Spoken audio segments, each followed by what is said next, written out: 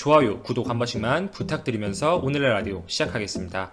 17일이죠. 미국 정부가 화웨이의 반도체 공급망을 더 강하게 옥죄는 사실상 외부로부터 반도체 공급을 완전히 차단시키는 초강도의 정책을 발표했습니다. 미국의 상무부는 화웨이가 특별허가 없이 외국 기업이 미국의 소프트웨어나 기술을 일부라도 활용해서 만든 반도체 칩셋을 확보하는 것이 아예 불가능하도록 하겠다는 취지의 내용을 발표했는데요. 또한 블랙리스트에 전 세계 화웨이 계열사 38개를 추가로 지정해서 미국의 규제를 받는 화웨이의 계열사는 총 152개가 되었습니다. 이전부터 미국 정부는 화웨이에 대한 지속적인 압박 정책을 시행하고 있었죠. 그 시작점은 작년 5월 미국이 자국의 반도체 기업들 퀄컴이나 인텔로 하여금 화웨이와의 거래를 끊어라, 공급하지 말아라 규제를 가하면서 시작했었죠. 미국 기업들과의 직접적인 거래가 막히자 화웨이는 새로운 방법을 찾아냈는데요. 화웨이의 자회사인 팹리스 업체 하이실리콘의 연구 인력과 자본을 투입하면서 적극적으로 설계를 맡기고 일감을 몰아줬습니다. 화웨이가 아닌 하이실리콘이 설계했다는 것을 강조하면서 화웨이를 향한 직접적 규제에서 피해갔죠. 하이실리콘이 설계하고 TSMC에 위탁 생산하면서 이 5G 통신장비나 스마트폰에 들어갈 AP 칩셋을 받는 식으로 진행했었습니다. 그러자 미국이 이것마저 차단시켰죠. TSMC와 화웨이의 거래를 중단시켰고, 이 화웨이가 설계해서 외부 기업의 위탁 생산을 맡겨 생산한 반도체를 공급받는 시스템을 막아버렸습니다. 이렇게 화웨이가 하이실리콘의 설계를 몰아줌으로써 규제를 피해갔고, 그 영향으로 하이실리콘이 올해 1분기 세계 반도체 매출 10위 안에 이름을 올리는 깜짝 성과를 달성하게 된 계기가 된 것이죠. 미국의 규제로 다시금 하이실리콘의 위상은 무너질 것으로 보이고요. 올해 5월에 발표한 규제를 통해서 미국은 화웨이가 제3의 국가에서 제조한 반도체라도 미국 기술을 정말 일부라도 활용한 제품은 공급받지 못하도록 했습니다. 당시 유예기간으로 120일을 설정했는데요. 당장 다음 달부터 규제가 시행되는 상황인데, 미국이 어제 추가적인 규제 내용을 발표하면서 특별 허가라는 조건을 넣어버렸습니다. 그동안의 규제 정책만으로 화웨이가 제3의 국가, 기업을 통해서 우회적으로 공급받으면서 회피할 소지가 있었다는 것이 미국의 판단이었고, 이번 제재는 그것을 원천 봉쇄하겠다는 것인데요. 이에 따라서 화웨이가 TSMC의 대안으로 생각했었던 미디어텍이나 이 삼성전자 파운드리 측으로부터 AP 칩셋을 공급받는 것은 불가능해졌고, 핵심적인 부분은 이번 미국의 조치가 과연 다른 반도체 기업이 제조한 반도체 완제품도 포함되느냐 이것이죠. 그동안은 화웨이가 미국의 기술을 활용한 제3기업의 위탁 생산을 맡기지 못하도록 이 부분에 초점을 맞추고 있었는데, 이 규제가 이미 만들어진 디램, 낸드 플래시 등의 기성품에도 적용되냐는 것입니다. 미국의 상무부 관리자는 해당 질의에 이번 조치로 화웨이가 다른 외국의 제조사로부터 기성품을 구매하는 것을 막을 수 있다고 언급을 했고, 특별 허가라는 이 어떻게 보면 주관적으로 미국의 판단, 결정하에 내릴 수 있는 여지를 둬서 사실상 모든 외국 기업의 반도체 완제품을 화웨이에 공급하지 못하게 하겠다는 것이 미국의 의도임을 명백히 했습니다. 이렇게 강화된 규제가 발표된 지 하루 만에 미국의 반도체, IT 업계들은 말 그대로 난리가 났는데요. 이 퀄컴을 필두로 해서 화웨이와의 거래 승인을 잇따라 요구하는 모양새입니다. 일전에 퀄컴이 자사의 주력 상품인 모바일 AP 스냅드래곤이죠. 이 스냅드래곤을 화웨이에 공급할 수 있도록 허가해달라고 미국 정부에 로비를 하고 있다는 내용이 보도가 된 바 있었습니다. 퀄컴을 필두로 이 많은 미국의 기업들도 같은 입장을 공유하고 있는데요. 기존의 부분적 철회 입장에서 전면 철회로 갑자기 미국 정부가 선회시킨 것에 대해 당황하고 있다는 취지의 보도들이 나오고 있습니다. 이와 같은 배경 속에서 우리나라의 반도체 기업들 역시 화웨이가 주요한 고객사라는 점에서 굉장히 민감한 문제죠. 연간 10조 원을 뛰어넘는 액수의 디램, 낸드 플래시를 판매하고 있고, 삼성은 8조, SK 하이닉스는 5조 정도로 추산이 되고 있습니다. 특히 SK 하이닉스의 경우에는 중국향 매출 비중이 더 높은 편이죠. 이렇게 화웨이 리스크가 존재하는 상황에서 미국의 규제가 이렇게 해외 기업들이 제조한 메모리 반도체 완제품에 마저 향하고 있는 상황이고, 이 메모리 반도체의 고정 거래 가격도 단기적으로 불안한 요소죠. 올해 상반기에 이 바이러스 사태의 확산에 따른 비대면 경제의 활성화로 이 메모리 반도체의 고정거래 가격이 견조하게 유지되었고, 특히 서버용 수요가 늘어나면서 2분기에 삼성전자와 SK하이닉스의 실적이 견고했던 가장 큰 요소가 되었지만, 많은 고객 기업들이 현재 충분한 재고를 확보하면서 하반기에는 좀 신규 주문 물량을 줄이고, 이에 따라서 메모리 반도체의 가격이 하락할 것이라는 예측이 주를 이루고 있습니다.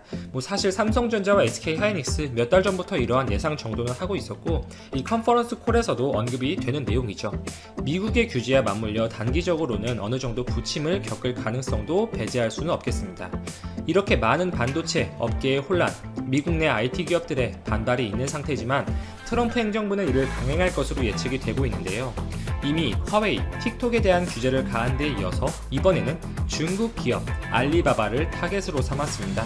알리바바가 어떤 기업이냐? 중국 최대 전자상거래 업체죠. 중국의 아마존이라고 불리고 있습니다. 온라인 결제, 이 기업 대 기업의 거래, 스마트폰 운영체제, 클라우드 등의 다양한 분야에서 괄목할 만한 성과를 내는 기업이죠. 미국 내에서 알리바바를 전면 금지시킬 수 있다고 트럼프 대통령이 엄포를 놓고 있는데, 물론 알리바바는 철저히 중국 내수 시장에서 높은 수익을 기록하는 기업이에요. 중국 외 해외 시장에서의 매출은 자사 전체 매출의 7%에 불과합니다. 틱톡, 그 모기업인 바이트댄스에 비해서 당장의 규제 파급력이 약할 것으로 보여지지만, 어쨌든 800조 원 이상의 매출을 올리는 중국에서 가장 영향력이 큰 정보통신기술 업체가 미국의 제재 대상에 오른다는 것은 시사하는 바가 크다고 볼 수가 있습니다. 전반적으로 미국의 정치계, 이 행정부 내에서도 중국에 대한 스탠스에는 다양한 의견이 있을 거예요. 중국과 어느 정도 협력하고 온화적으로 대화하자는 취지의 온건파도 있을 것이고, 대중국 강경파도 있을 텐데, 현재 미국의 행보를 보면 후자의 입장을 주장하는 인물들의 완전히 힘이 실리는 것 같습니다. 바이러스 사태의 확산에 따른 전반적인 반중국 감정의 고조, 그리고 미국과 중국이 1단계 무역 합의를 맺으면서 중국이 미국의 농산물을 적극적으로 수입해 주기로 약속했는데, 2020년이 이 절반을 넘어서 지나가는 시점에서 약속한 농산물 수입량의 5% 정도밖에 수입하지 않았다고 합니다. 바이러스 사태에 대해서도 책임을 지려 하지 않는 중국의 행보나 무역 합의 약속을 제대로 이행하지 않는 모습들을 보면 이 감정적인 면도 섞여 있는 것 같은 현재 미국의 행보가 이해가 가는 것도 사실이고, 트럼프 대통령의 재선도 엮여 있는 상태이기 때문에 셈법이 복잡한 부분이죠. 그리고 중국 기업들의 이 4차 산업 관련 기술의 성장 속도가 생각보다 빠르기에 미국도 현재 부담을 느끼는 것이 사실입니다. 한 가지 확실한 대목은 점점 미국과 중국이 대립하고 있는 신냉전의 구도로 국제 정세가 흘러간다는 것이고, 그 안에서 대한민국의 선택도 머지 않았다는. 니혼게이자이신문이 1등 4개 품목의 전 세계 시장 점유율을 조사해 매년 발표하는 2019년 주요 상품, 서비스 점유율 조사에서 한국은 스마트폰, DRAM, OLED, 낸도 플래시 반도체, 초박형 TV, 대형 액정 패널, 조선 등 7개 품목에서 세계 1위에 올랐다. 일본은 시모스 이미지 센서, 전기 이륜차, 디지털 카메라 등 7개 분야에서 1위에 올랐지만 중소형 액정 패널, 리튬이온 전지용 절연체, 충전용 대형 터빈, 가상현실 헤드셋 등 4개 부문의 1위 자리를 내줘 전세계 1위 품목이 1년 만에 11개에서 7개로 줄었다. 지난해 일본의 1개 차이로 3위였던 중국은 휴대전화 통신기지국, 개인용 컴퓨터, 감시 카메라 등 12개 품목에서 세계 1위를 차지해 종합 2위에 올랐다. 미국은 클라우드 서비스, 서버 등 25개의 세계 1위 품목을 보유해 압도적인 차이로 1위를 유지했다. 우리나라가 세계 시장 1위를 차지한 품목 가운데 5개가 삼성전자 제품이었다. DRAM 시장에서는 1위 삼성전자와 2위 SK하이닉스 등 우리나라 기업의 점유율이 71.6%를 차지했다. OLED 역시 1위 삼성전자와 2위 LG디스플레이의 점유율이 89.4%에 달했다. 초박형 TV도 삼성전자, LG전자 등 우리나라 기업이 1에서 2위를 차지했다. 낸도 플래시는 삼성전자와 SK하이닉스가, 대형 액정 패널은 LG디스플레이와 삼성전자 각각 1위와 5위였다. 조선은 현대중공업, 대우조선해양, 삼성중공업이 1, 2, 5위에 올랐다. 세계 시장 5위권 이내에 든 우리나라 제품도 많았다. 삼성전자는 태블릿 단말기, 스마트워치 시모스 센서 시장에서 2위였다. 휴대전화 통신기지국 시장에서도 5위에 올랐다. LG화학은 편광판 2위, LG디스플레이는 중소형 액정 패널 4위, LG전자는 세탁기 4위, 가정용 에어컨 5위였다. 현대자동차는 자동차 시장, 포스코는 제강, 농심은 직성면 부문에서 각각 5위를 차지했다. 냉장고는 LG전자와 삼성전자가 3에서 4위였다. 1위는 중국 하이얼이었다. 휴대용 리튬이온 전지에서도 삼성 SDI와 LG화학이 2위와 5위에 올랐다.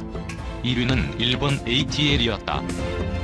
일본의 뒷걸음질 덕분에 우리나라가 공동 3위에 올랐지만 중국이 무섭게 추격하고 있어 올해도 순위를 유지할 수 있을지 장담하기 어렵다는 분석이다. 스마트폰은 1위 삼성전자와 2위 화웨이의 점유율 차가 4%포인트까지 좁혀졌다. 올 2분기에는 화웨이가 사상 처음으로 삼성전자를 제치고 세계 1위로 오른 것으로 조사됐다. 반면 2위에 오른 중국도 미국의 중국 기업 규제 등으로 인해 타격을 받을 것이라고 니혼게이제이신문은 분석했다. 일본 확산세, 미국 재유행, 유럽 불안 사망 통계로 본 코로나. 파이낸셜 타임스의 데이터 저널리즘팀의 자료 가운데 코로나19 신규 사망자 수 통계와 그래프를 바탕으로 현재 주요국들의 코로나19 상황을 살펴봅니다. 아시아에서 일본은 잘 억제하는 듯 보였지만 최근 들어 확산세가 오히려 커지고 있고 미국은 사실상 재유행 상태며 유럽은 제2의 유행이 불안한 상황입니다. 중국, 유럽, 미국, 남미, 그리고 재확산 움직임. 전 세계 코로나19 감염자와 이에 따른 사망자는 세계보건기구가 3월에 팬데믹을 선언한 이후 최고조에 올랐다가 점차 감소하며 안정되는 듯 보였습니다. 중국에서 시작된 코로나19 사망자는 3월 초 유럽이 아시아를 초월했으며 이탈리아, 스페인, 영국이 확산의 중심이 됐습니다. 4월 중순 이후에는 코로나19 확산의 중심은 미국으로 이동해 남부와 서부를 거쳐 북동으로 이동해 현재 전 세계 사망자의 17%를 차지하며 여전히 많은 사망자가 나오고 있습니다. 코로나19 감염자와 사망자는 꾸준히 줄어들다가 6월 초부터 다시 증가했습니다. 이 시기를 전후로 전염병의 중심은 브라질, 멕시코, 콜롬비아 등 남미로 이동했습니다. 브라질, 러시아, 멕시코, 인도 및 남아프리카와 같은 대규모 신흥시장 국가들은 모두 사망자 숫자가 늘고 있습니다. 미국에서는 특히 플로리다와 텍사스, 애리조나, 캘리포니아 등에서 새로운 확진 사례가 나오고 있으며 여러 이웃 국가들에서 재확산 조짐을 보이고 있습니다. 일본 긴급사태 선포 때보다 확진자 많아 사망자 수도 다시 상승. 이 그래프는 각국에서 사망자가 처음 기록된 이후 7일 평균 코로나19 신규 사망자 수를 이어서 보여주고 있습니다. 먼저 한국과 중국, 일본입니다. 일본은 4월 28일 기준 7일 평균 29명으로 가장 많은 사망자를 보였다가 7월 19일 0.3명으로 최저점을 찍은 이후 다시 사망자 수 그래프는 계속해서 상승하고 있습니다. 8월 9일 기준 7일 평균 사망자는 5.1명까지 늘었습니다. 코로나19 확진자의 경우 일본에서 최근 일주일 동안 9천여 명이 나와 긴급사태가 선포됐던 시기보다 훨씬 많은 상황인데도 아베 신조 총리는 긴급사태를 다시 선포하는 것은 가능한 한 피해야 한다고 밝힌 바 있습니다. 한국은 3월 28일 기준 7일 평균 코로나19 신규 사망자가 6.9명으로 최고점을 찍은 이후 줄곧 줄어들어 8월 9일에는 평균 0.6명까지 감소했습니다. 중국의 경우 2월 19일 7일 평균 177명의 코로나19 사망자 수로 최고치를 나타낸 뒤 급격히 줄어 안정되는 모습을 보였다가 8월 6일에는 다시 3명까지 늘었습니다. 10일 존스홉킨스 대학의 자료를 보면 누적 확진자는 한국은 1만 4천여 명으로 한중일 중에 가장 적었고 일본 5만 1천여 명, 중국은 8만 8천여 명입니다. 사망자는 한국이 300여 명, 일본이 1천여 명, 중국이 4,600여 명입니다. 미국 코로나19 재유행 브라질 7일 평균 사망자 수 1,000명 내외 유지. 다음은 남북아메리카의 미국과 캐나다, 그리고 브라질을 비교해보겠습니다. 파이낸셜 타임스의 집계를 보면 미국은 4월 17일 기준으로 7일 평균 코로나19 신규 사망자 수가 2,000명을 돌파한 이후 7월 6일 478명까지 떨어졌다가 다시 꾸준히 늘어 7월 27일에는 다시 1,000명대를 넘어서면서 코로나19의 재유행이라는 평가가 나오고 있습니다. 10일 존스 홉킨스 대학 자료 기준 미국의 누적 코로나19 사망자는 16만 4천여 명, 확진자는 513만 명을 넘어섰습니다. 브라질은 7월 4일 7일 평균 코로나19 신규 사망자 수가 1,038명으로 처음으로 1,000명대를 돌파한 이후 8월 7일까지 지속해서 1,000명 이상이 평균 사망자를 기록하다가 8월 9일에서야 992명으로 떨어졌습니다. 여전히 하루 2만 명 이상의 신규 감염자가 나오면서 브라질의 누적 감염자는 305만여 명, 누적 사망자는 10만 1천여 명입니다. 캐나다는 5월 6일 7일 평균 코로나19 신규 사망자 수가 176명을 기록해 최고치를 보인 뒤 지속해서 줄었습니다. 유럽 봉쇄 완화, 휴가철 영향 2차 확산 조짐 불안. 유럽이 코로나19 2차 확산 조짐에 불안한 모습을 보이고 있습니다. 봉쇄 조치의 완화와 여름 휴가철의 영향이 가장 큰 것으로 분석됩니다. 영국의 코로나19 확진자는 펍과 바, 식당 등의 영업이 재개된 지난달 초 500명대에서 계속 늘어나기 시작해 결국 1,000명을 웃도는 수준에 이르렀습니다. 다만 코로나19 확진자 증가에도 불구하고 사망자 수는 안정세를 보입니다.